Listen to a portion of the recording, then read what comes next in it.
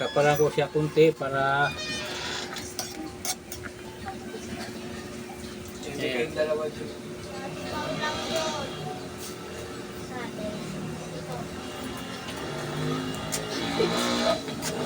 Ito na yon aking toasted siopaw.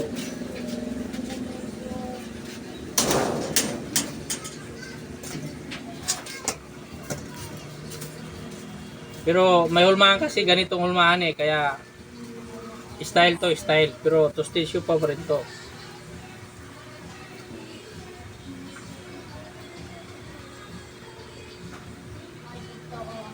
O, diba? O, kita nyo? Ayan na yun. Ganito lang style niya kasi may hulmahan siya. Wala akong hulmahan na bilog eh. Ito lang yung hulmahan eh. Diba? Mamaya, lutuin ko to sa... dami pala yung nagawa kong ano. Napay. Pwede yan lagyan ng cheese. Ito. Cheese ang ilagay mo.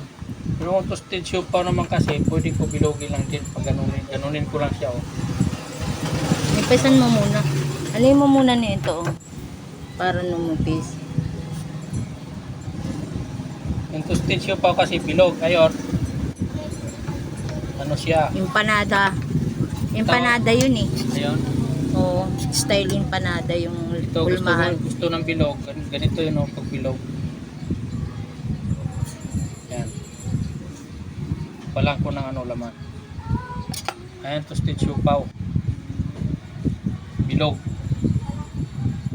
Ayan, toasted siopaw.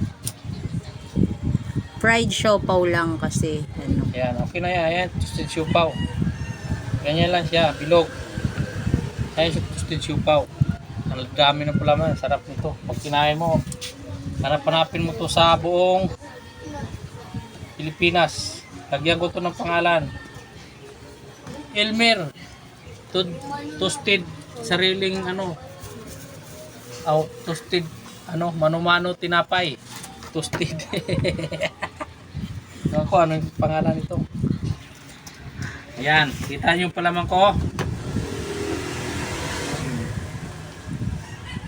Pero makapal yun. Laki nun. Sabagay, ano lang to, pamerienda lang namin. Pero pag may makatikim nito, baka magtanong sila, magkano yan? O, pero tikman ko muna mamaya pag naluto. Kasi ang nagpapalasa nito, ito, palamang. Ayan. Maano ba yung wars? Ayan. Dalawang ang gagawin ko. Isang toasted, yung bilog na siopaw at saka yung isa, yung may hulmahan, yung giring-giring yung gilid. Ang tawag niya giring-giring. Sa Bisaya, giring-giring.